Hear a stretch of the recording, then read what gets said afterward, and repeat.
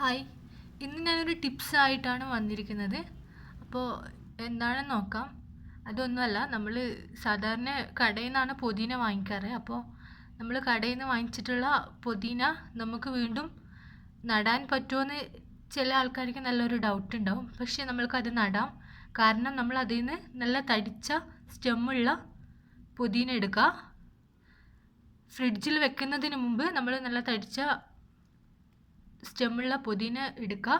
അതിനുശേഷം ഒരു ബോട്ടിലിൽ ഇതുപോലുള്ളൊരു ഫ്രൂട്ടിൻ്റെ ജ്യൂസിൻ്റെയോ അല്ലെങ്കിൽ എന്തെങ്കിലും ഒരു ബോട്ടിൽ എടുക്കുക. അതിൽ നിറയെ വെള്ളം നിറക്കുക.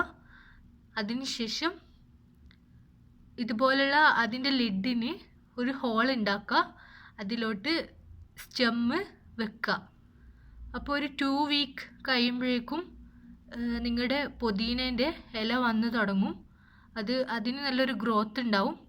ഇപ്പം ഞാനൊരു 2 വീക്ക് കഴിഞ്ഞപ്പോഴാണ് ഇതിൻ്റെ ഇല വന്ന് തുടങ്ങിയത് കണ്ടത്.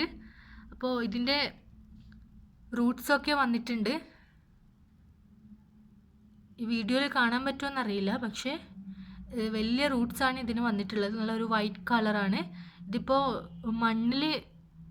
ആദ്യം നമ്മൾ മണ്ണിൽ നടുന്നതിന് മുമ്പ് ഇങ്ങനെ ചെയ്താൽ കടയിൽ നിന്ന് വാങ്ങിച്ചിട്ടുള്ള പുതിനേൻ്റെ സ്റ്റെമ്മാണ് യൂസ് ചെയ്യുന്നുണ്ടെങ്കിൽ നിങ്ങൾ ഇതുപോലെ ബോട്ടിലിൽ ആദ്യം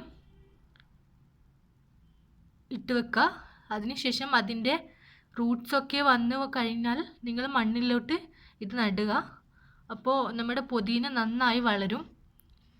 അപ്പോൾ ഇതിൻ്റെ ഇലയൊക്കെ നന്നായി വലിയതായിട്ടുണ്ട്. അപ്പോൾ ഇത് മണ്ണിലേക്ക് നടുക. ഫസ്റ്റ് ഒരു 2 വീക്സ് എടുക്കും ഇതിൻ്റെ ഗ്രോത്തിന് വേണ്ടിയിട്ട്. കാരണം ഇത് ഫസ്റ്റ് സ്റ്റെമ്മ് മാത്രമേ ഉണ്ടായിരുന്നുള്ളൂ, ഇലയൊന്നും ഉണ്ടായിരുന്നില്ല. അപ്പോൾ നിങ്ങൾ എടുക്കുമ്പോൾ കുറച്ച് തടിച്ച സ്റ്റെമ്മ് എടുക്കുക. നേരിയ സ്റ്റെമ്മ് എടുക്കരുത്, അപ്പോൾ അത് വളരില്ല. അത് ജസ്റ്റ് ചീഞ്ഞ് പോവേ ഉള്ളൂ വെള്ളത്തിലിട്ടാൽ. അപ്പോൾ നിങ്ങൾ എടുക്കുമ്പോൾ നല്ല തടിച്ചിട്ടുള്ള സ്റ്റെമ്മ് എടുക്കുക. ഇതുപോലെ ഇങ്ങനെ വെള്ളത്തിൽ സൂക്ഷിക്കുക. 2 വീക്സ് കഴിയുമ്പോൾ ഇതിൻ്റെ ഗ്രോത്ത് കാണാൻ പറ്റും. നല്ല വൈറ്റ് കളർ, നല്ല ലോങ് ആയിട്ടുള്ള റൂട്ട്സൊക്കെ വന്ന് തുടങ്ങും. അപ്പോൾ നമുക്ക് മണ്ണിലേക്ക് മാറ്റി നടാം.